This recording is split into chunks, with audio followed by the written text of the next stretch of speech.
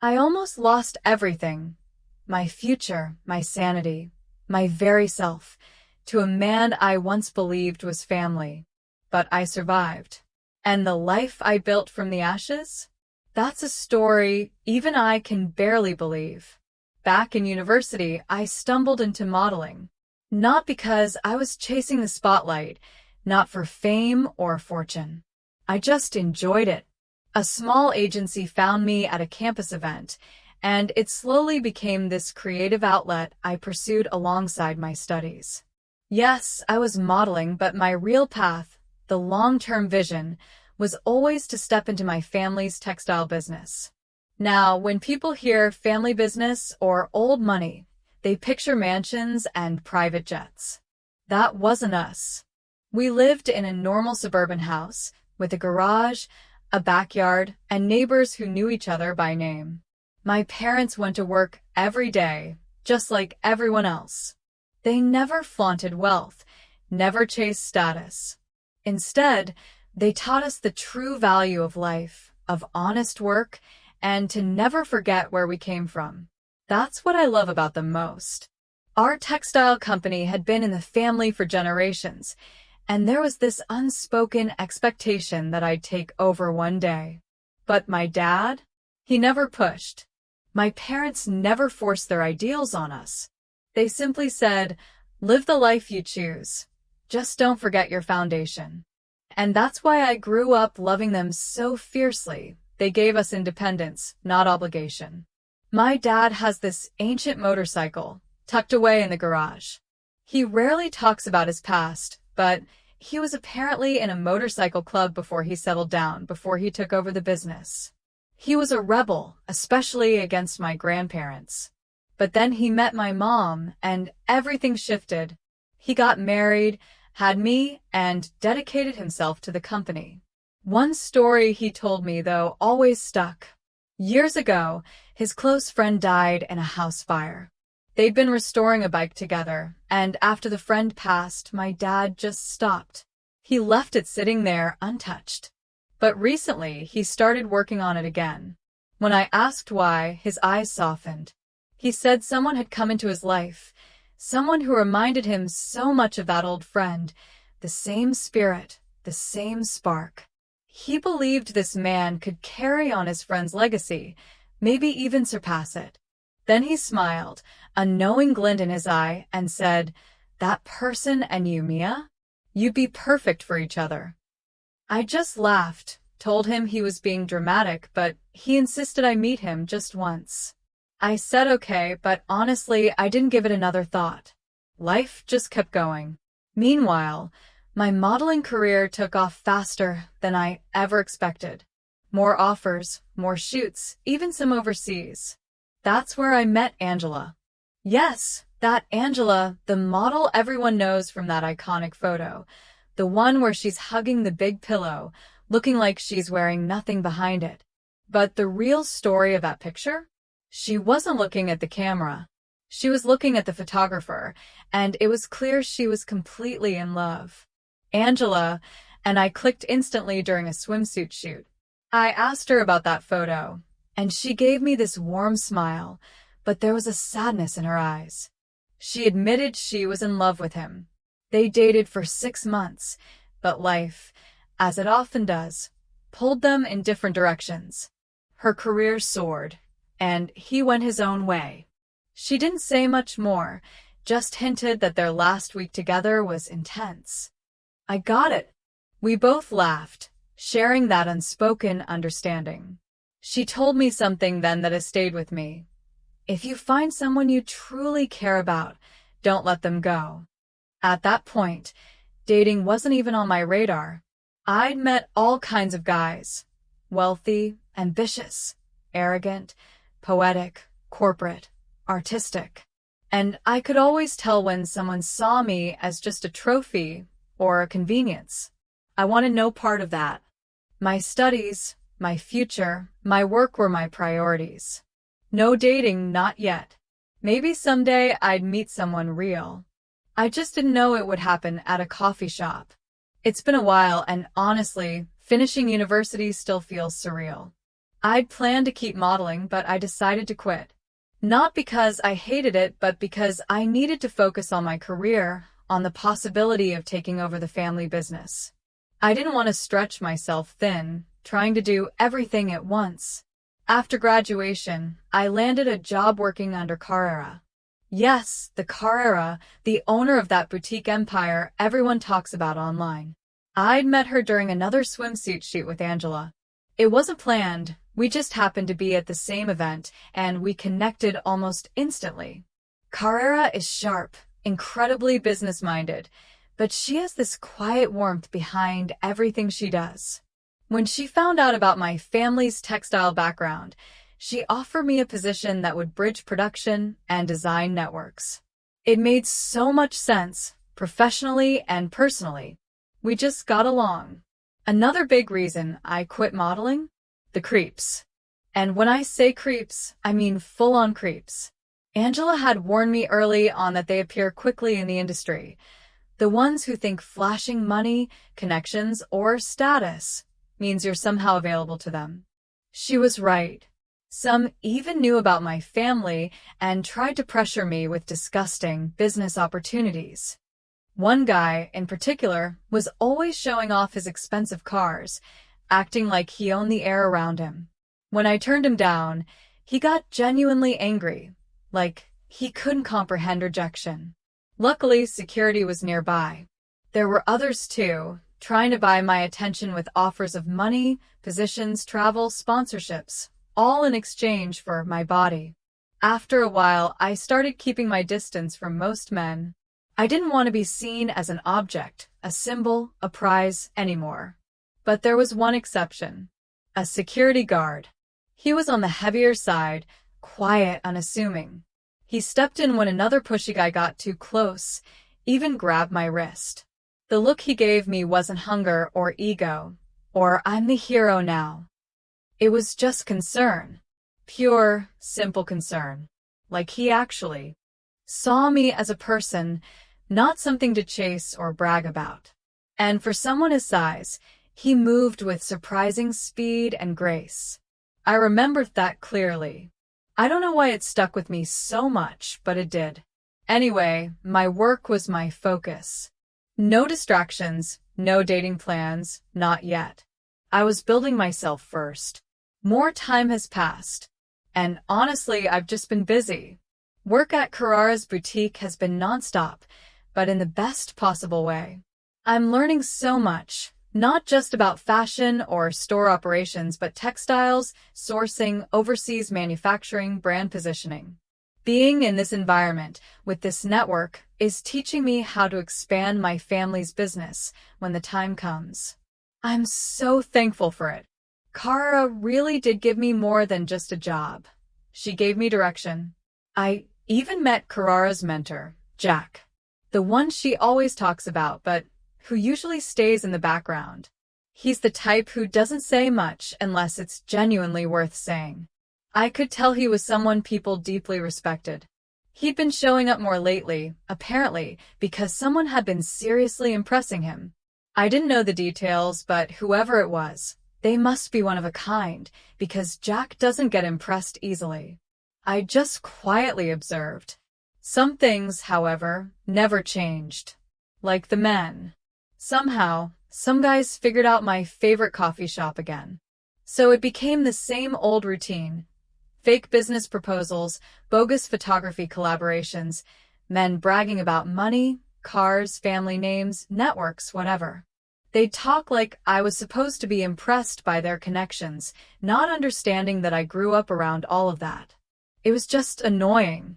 I turned all of them down. I didn't raise my voice, didn't make a scene. I just said no. My apartment building has good security, so I never felt unsafe, but I definitely kept my guard up. When I visited my parents, my siblings and dad would tease me about whether I'd found someone yet. My dad even brought up that guy again, the one he suggested I meet. My mom smacked him lightly on the back of the head and told him to stop being so dramatic.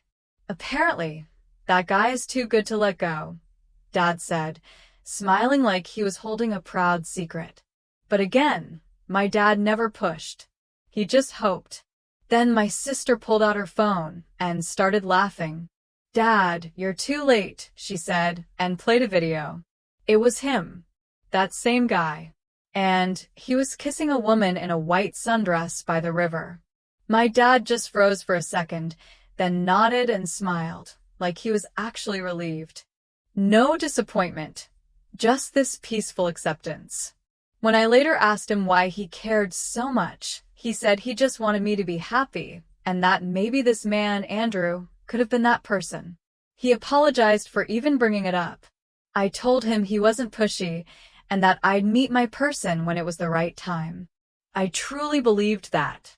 Weeks later, I noticed someone new at my favorite coffee shop. A guy on his laptop, quiet, not flashy, not trying too hard to be seen, just there. He had this nervous posture, like he didn't want to bother anyone. Honestly, he was kind of cute. And he didn't look at me the way others did, that "I want something from you" look. Instead, it was like he was actively trying not to look at me at all. I wondered if I'd see him again. And I did. But I'll save that for next time. I honestly still can't believe how things turned out. It's been many months again. Work has been busy. Life has been moving. And somehow, things have shifted in a way I never expected, but in the best way possible. Before I talk about where I am now, I have to mention something that completely shocked me. I finally figured out who that security guard was from back then. The one who stepped in when that guy at the photo shoot wouldn't back off. It was Andrew. Yes, that Andrew. The same Andrew who people talk about now like some kind of quiet legend in the business world. Back then, I had no idea.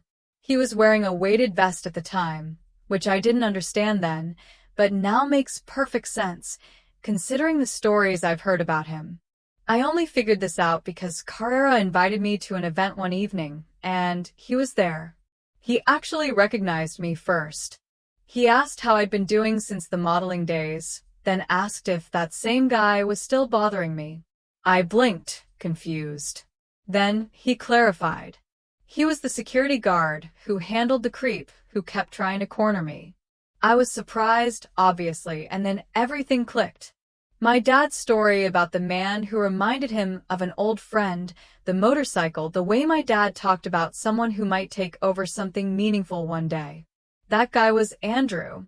And the world is truly tiny because he was standing there with Kat, his girlfriend.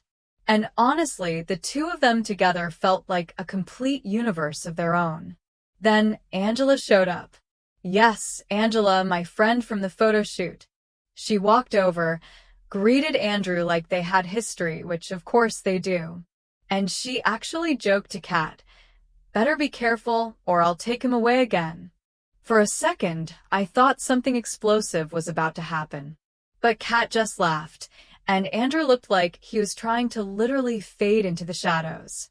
And he actually did disappear into the background like he'd learned the technique somewhere. Angela then told me casually that Andrew was her ex. Yes, the photographer from the pillow shoot. I just stared. This world is ridiculously small. Connections everywhere.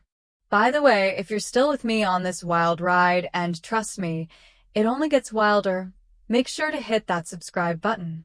More unbelievable stories are always coming your way. Anyway, on to the part that matters most to me. Remember that guy from the coffee shop? The one who kept showing up with his laptop, looking nervous and trying so hard not to stare? Well, one thing led to another, and we ended up dating. His name is Nick. And yes, he fumbled his introductions so badly that I didn't know whether to laugh or try to help him breathe. He apologized like 3 times and actually started to walk away before the barista stepped in and finished the sentence for him. I introduced myself, reached out, and we shook hands. We sat down, we talked, and honestly, something just felt right. The looks on the faces of the guys who used to try to approach me at that coffee shop were priceless. The shock, the disbelief, the way they suddenly realized that money, arrogance, and status didn't mean anything here. And this quiet, nervous man just walked right past all of them. It was actually funny. I'll admit it took months before we made it official, though. Nick was too afraid to ask, and I was quietly waiting for him to do it. I even dropped hints and even more hints. He shared enough about his life for me to understand the situation with his family. Scott, his younger brother, is the golden child, completely spoiled. Their mother favors him so much that it's painfully obvious. Nick doesn't really talk to them much, except his dad, and his dad was the one who told him to try talking to me or regret it later. That meant something to me. We hadn't even been intimate yet. But one evening after coffee, we were walking to my car, and we kissed. And that was the moment it became official. Just like that. No dramatic confession, no heavy speeches, just something real. We didn't post it anywhere. We kept it private, personal, ours. I told Carrera, Angela, and Kat, and they were all genuinely happy for me. My parents were too. And yes, my dad wants to meet him. And yes, I will bring him home. And no, I'm not nervous, because I think this might be something truly real. It makes me happy. And with him, I can actually just be myself. Work has been intense lately in a good way. And I've been throwing myself into it because, well, Nick and I are officially engaged. Yes, I know. I probably should have eased into that, but I'm too happy to pretend to be calm about it. But before the engagement, and before meeting my parents, something happened that meant a lot to both of us. A few days before we were supposed to visit my family, I gave Nick a gift he would never forget. I gave myself to him. Not because it was time, not because of pressure, not because of expectations, but because I love him deeply. We laughed afterward, because the whole moment was sweet, slightly awkward, and somehow perfect. And I noticed something shift in him. Nick had always carried those lingering insecurities, that fear that he wasn't good enough for me. But after that night, something finally clicked for him. He stopped apologizing for existing. He stopped shrinking. He started believing that I chose him because I wanted him, not because I settled. And then not even a full week later, he got promoted. The confident shift was undeniable. Meanwhile, the creeps never stopped. Some men still tried to approach me. Business offers disguised as dates, friendly networking invitations that were anything but. I've gotten used to turning them down quickly, but Carrera and the others have been helping too. Carrera actually cut ties with an entire corporation after one of their executives tried to use the company name to leverage a dinner meeting with me. And when that company tried to push back, Andrew and multiple other companies immediately cut ties as well. That corporation has been struggling ever since. When powerful people respect you, it shows in how they protect you, too. Anyway, the family visit. Nick thought we were lost, which still makes me laugh. He genuinely believed my family lived in some giant mansion, hidden behind iron gates and fountains. The relief and confusion on his face when we pulled into my childhood neighborhood was priceless. When we parked and got out, my dad was in the garage, working on his bike, hands covered in grease. He wiped them on a rag and shook Nick's hand. I could tell Dad was trying to act steady, but he was already impressed. Then Nick handed my mother flowers and gave my dad a bottle of rum he actually likes. Dad thought I picked it, but I didn't. Nick chose it himself. The weekend was wonderful. My siblings loved him. My parents loved him. Nick and my dad talked in the garage for a while, and I could hear laughter from outside. And yes, Nick and I slept in my room, like we were still teenagers trying to sneak around. I still have posters of high school heartthrobs on my wall. Nick laughed so hard when he saw them. We tried to be quiet, but considering how tired my dad looked the next morning, I'm pretty sure he knew. We spent the weekend exploring my old world, the playground, my school, the bar where everyone hung out back then. My ex was there, actually. He tried to flirt with me, badly. He used to be the fit, charming one everyone liked. Now, let's just say life didn't go the direction he imagined. Nick didn't need to fight him or argue with him. He just stepped in, and my ex backed off instantly. No drama, just reality. Months passed, and Nick eventually proposed. My parents knew it was coming, and his dad was there, too. I've met his father many times now, and he has always been kind, grounded, and respectful. The proposal was emotional. I said yes.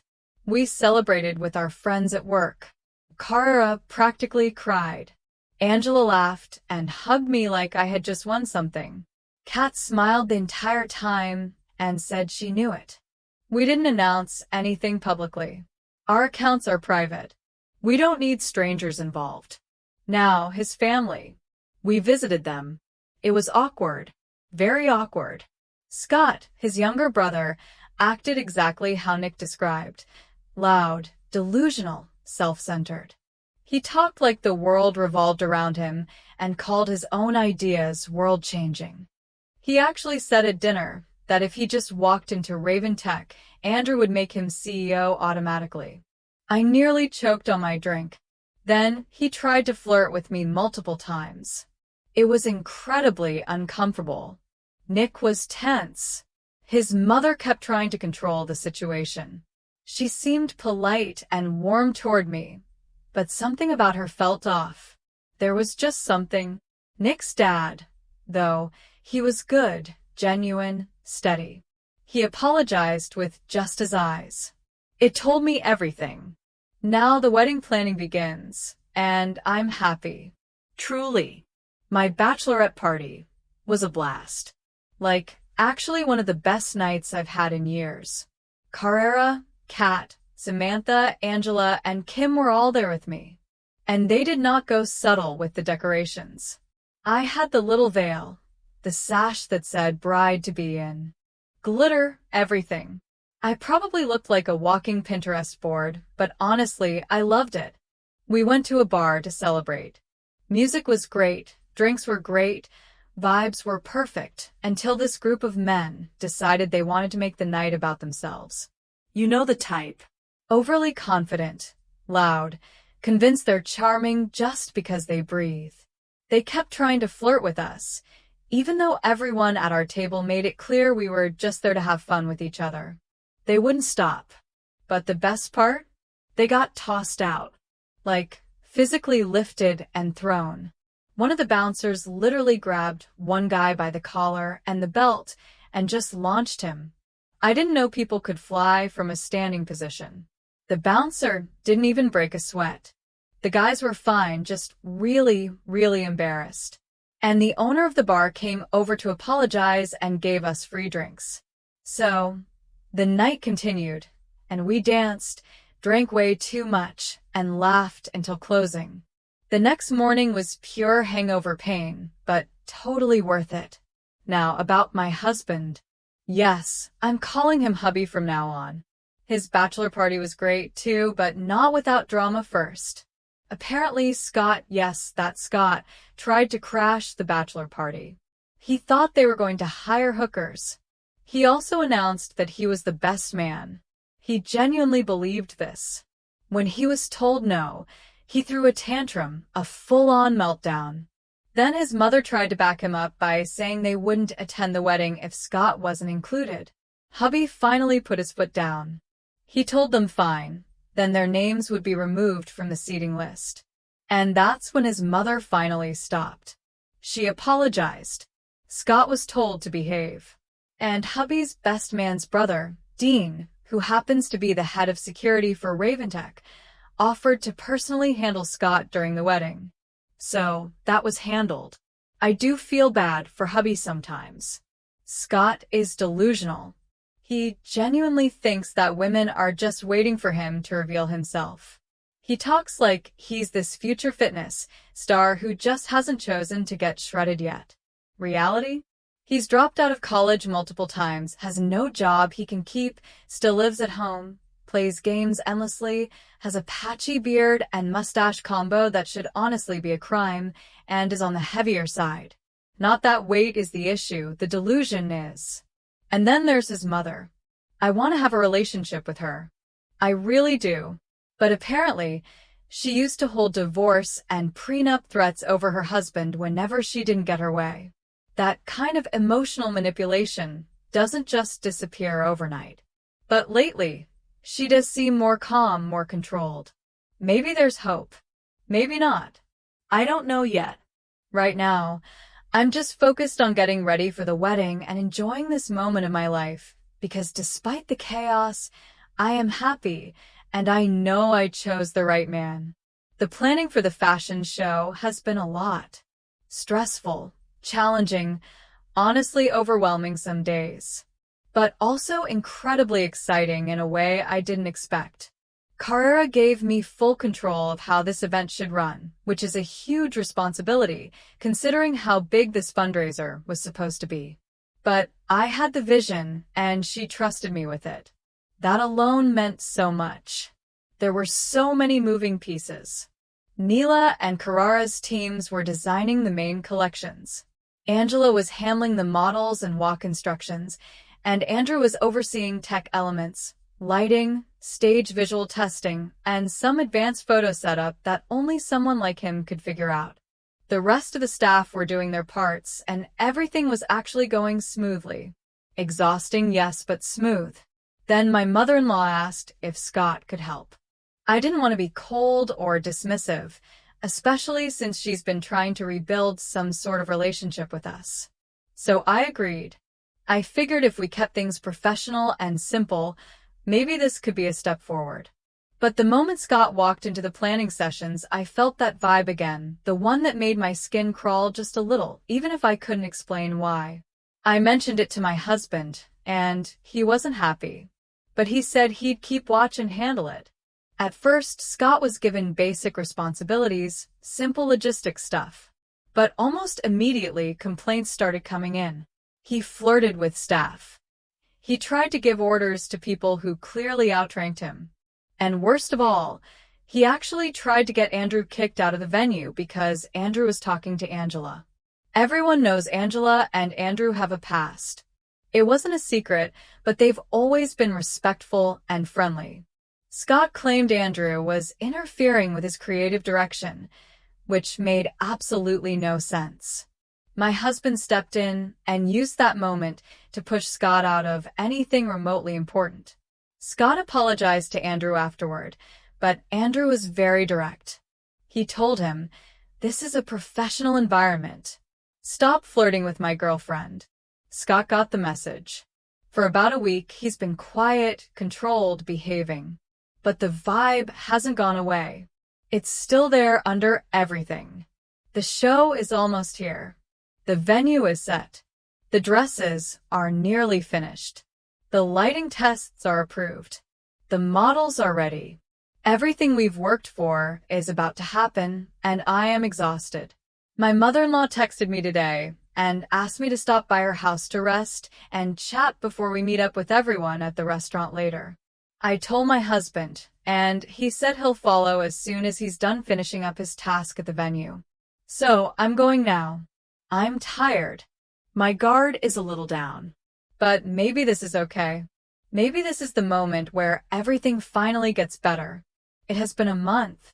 A month since the fashion show. A month since the night everything almost shattered. And I am still trying to breathe. I still wake up some nights crying. I still feel that moment in my chest. The terror, the helplessness, the sickening realization that the people I thought might someday become family were capable of something so vile that I still struggle to understand it. My husband has been carrying his own guilt, and it breaks my heart to see it in his eyes. And my father-in-law, he hasn't stopped apologizing. None of this was his fault, but you can tell he's crushed by all of it. That night, I went to my mother-in-law's house, just like she asked. I thought maybe this was progress. Maybe we were actually building something like a normal relationship. We were in the living room when she offered me tea, and I didn't even think twice. I drank it. The effect was almost immediate. I didn't black out. I was conscious. I could see, hear, think, but I couldn't move. I couldn't speak. My body was frozen, but my mind was screaming. Then I heard Scott's voice. He said he had been waiting for this, that my husband didn't deserve me, that I was always meant to be his. He said he would finally have a child with me. He picked me up, carried me. I could feel everything, but I couldn't fight. He took me into his room. He talked about what he was going to do to me, what he planned to do to me. I was trapped inside my own body. I begged. I begged so loudly in my mind that my thoughts hurt. I begged for my husband. I begged for someone. I begged for the nightmare to be fake. I felt the bed under me. I felt my clothes being pulled. And I couldn't even cry. Then I heard him. My husband. He rammed the door so hard it broke off the frame. Scott was half undressed and on top of me. They fought. I heard screaming. I heard chaos. Then I heard Jack and Andrew come in and pin Scott down. I heard Carrera and Angela calling my name, and then my mind finally shut down, and everything went black. The sedative was strong. It took days before I woke up. My husband never left my side. My friends came. My family came. And when I was finally strong enough to hear it, they told me everything. Scott and my mother-in-law didn't just slip. They planned this. When getting close to me didn't work, when their manipulation didn't work, they moved to plan B, drug me, force a pregnancy, and trap me so they could feed off my family's wealth. That tea was intentional.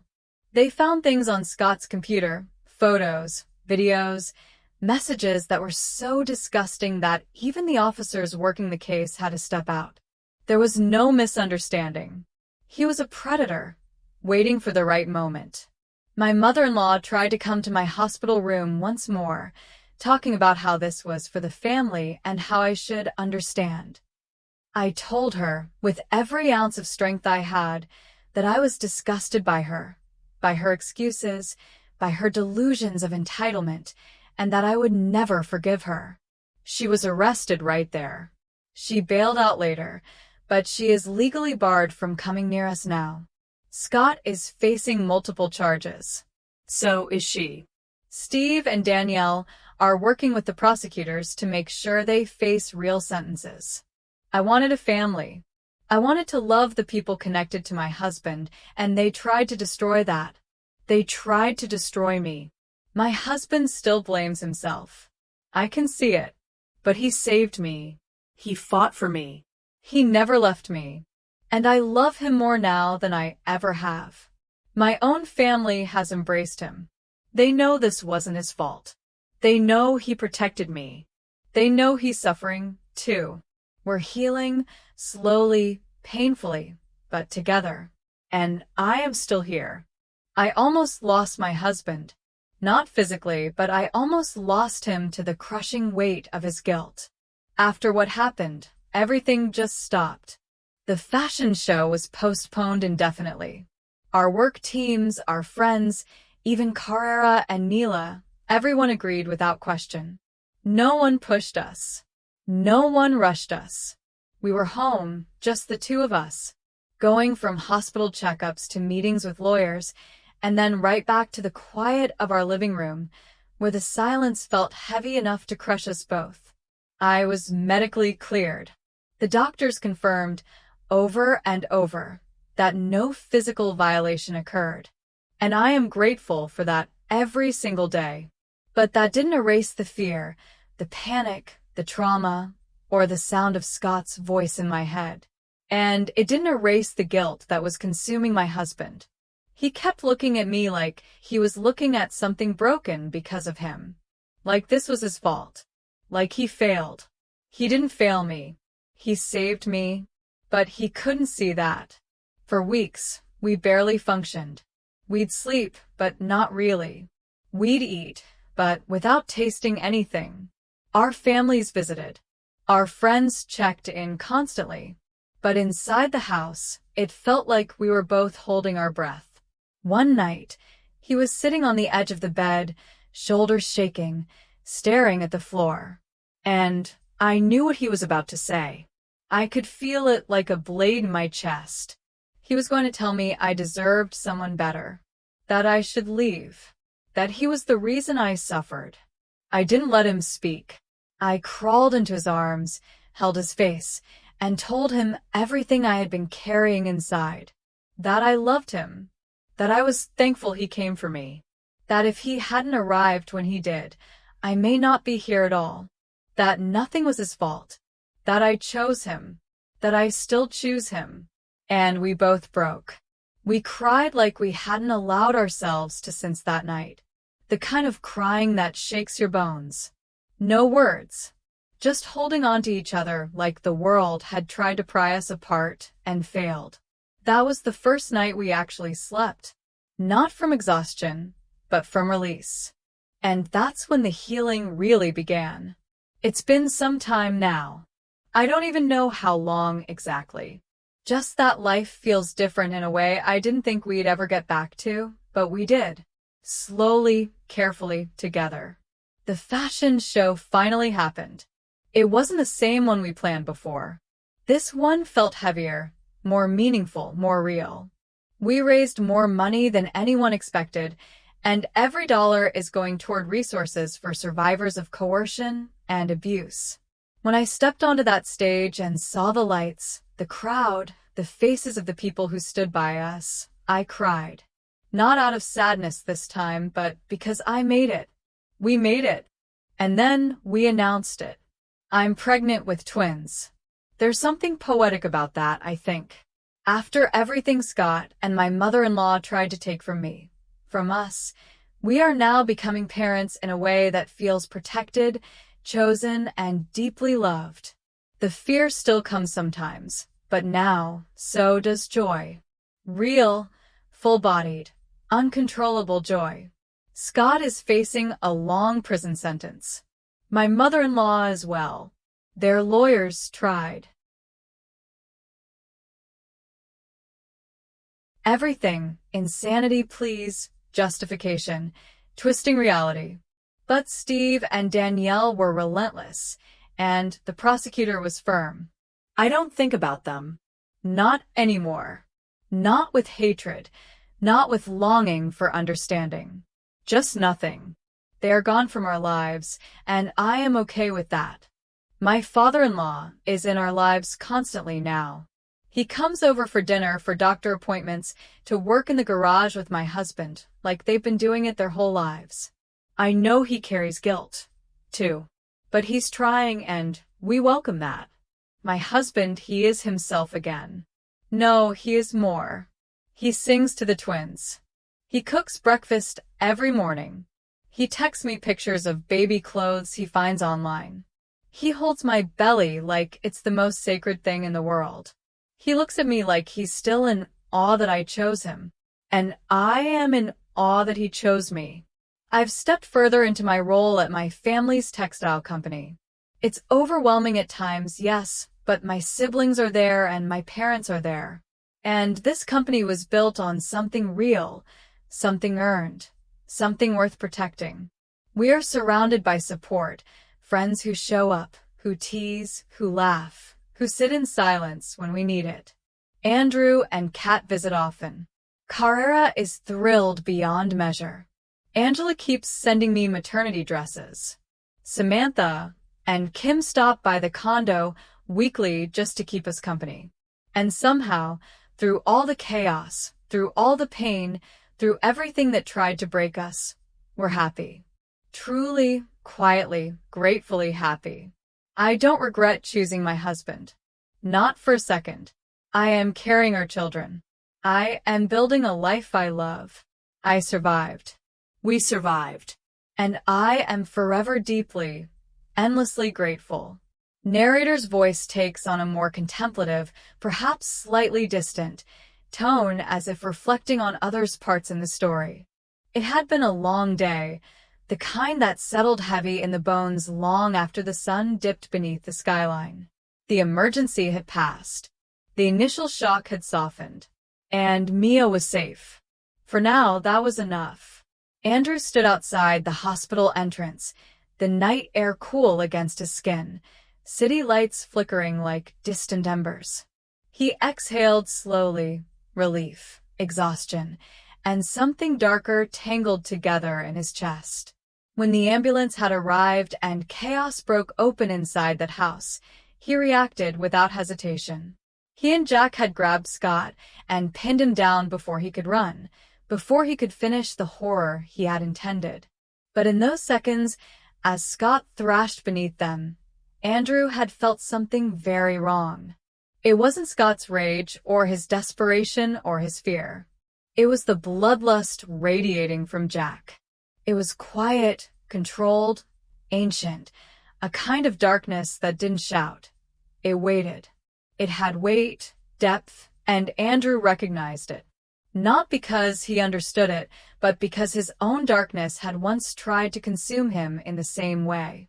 Jack had smiled afterward, that tired, half-mirthless kind that didn't reach the eyes. As if he knew Andrew had noticed, as if he didn't intend to explain, and Andrew didn't ask. Everyone carried their own history, their own shadows, and men like them learned that not all wounds healed. Some were simply contained. Even so, he knew he would have to stay awake to whatever Jack was keeping buried. He still considered Jack his brother, just like Carrera, but even brothers could carry storms behind their ribs. A soft touch brushed his arm. Cat. She had been watching him from a few steps away. She could read him in a way no one else could. The tension around his jaw, the quiet in his eyes. She wrapped her arms around him, pressing her forehead against his chest. Andrew exhaled and held her close, his hand resting at the back of her head, as if grounding himself through her warmth alone. When she pulled back, she kissed him once, soft, deliberate. He returned it without hesitation, and for a moment, the world stilled. There was something she wanted to tell him. He could see the conflict flickering behind her gaze, but she stayed quiet. She didn't want to add weight to the day. Because a woman claiming to be his mother had been trying to contact her, calling, messaging, reaching out in ways that felt too familiar. Kat hadn't told him. Not yet. Andrew had already told her everything.